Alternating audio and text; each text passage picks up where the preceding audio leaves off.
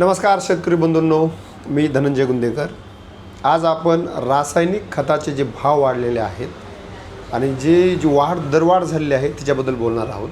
खरं तर एक शेतकरी म्हणून आपण नवनवीन जे काही दरवाढ वगैरे ज्या गोष्टी असतात त्याकडे असं गंभीररित्या पाहत नाहीत आणि आपण पाहत नसल्यामुळं आपलं खरं तर नुकसान मोठ्या प्रमाणात होतं।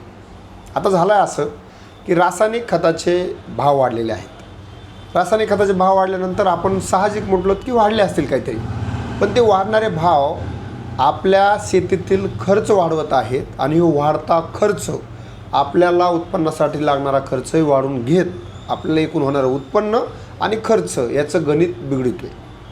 मग ही जी वाढ आहे ती वाढ कशी आपल्यावर परिणाम करते, तर प्रति रासायनिक खताचं जे पोतं असते त्याच्यामध्ये 200पेक्षा अधिक आणि 250च्या दरम्यान ही वाढ झालेली आहे आणि प्रति पोतं जी वाढ झालेली आहे जी वार्षिक आपल्याला एकरी 5 ते 6 हजार रुपयापर्यंत देखील खर्चामध्ये घालू शकते।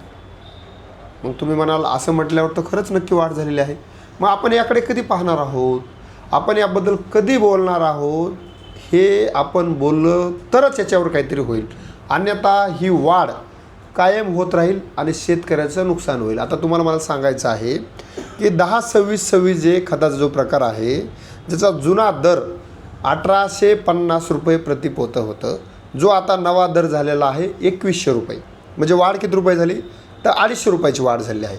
त्यानंतर 24-24-0 हा जो खताचा प्रकार आहे त्याच्यामध्ये जुना दर होता 1700 रुपयाचा, आता तो 1900 रुपये झालेला आहे आणि वाढ आहे 200 रुपयाची। त्यानंतर 20-20-0 हे जे खत आहे त्याची जुना दर हा 1300 रुपये होता आणि आता तो झालेला आहे 1650, म्हणजे किती वाढलं 350 रुपये प्रति पोतं वाढलेलं आहे। क्विंटल मागं 700 रुपयाची वाढ।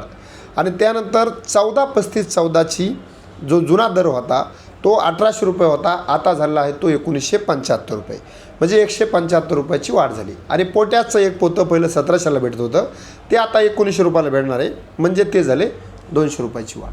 आता हे पैसे जे वाढणारे आहेत ते आपल्या खिशातून जाणार आहेत आणि आपल्या खिशातून जर अशीच 200-250 रुपये जर वाढ होत असेल तर आपल्याला काय परवडणार आहे। आता तुम्ही बघा, आपल्या कांद्याला भाव काहीच नाही, आपल्या सोयाबीनला भाव 5000च्या आत, आपल्या 5000 काय हो 4000-4500च्या आत आपण सोयाबीन दिलेले आहे। आपल्या कापसाला देखील दर म्हणावा असा नाही, CCI खरेदी करायला तयार नाही।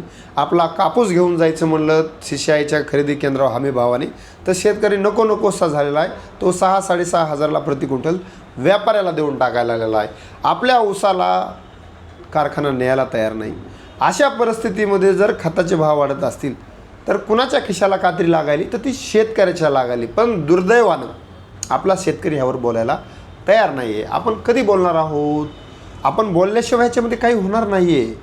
आपण बोललो तरच ह्याच्यामध्ये कपात होऊ शकते, अन्यथा असेच भाव वाढत राहतील।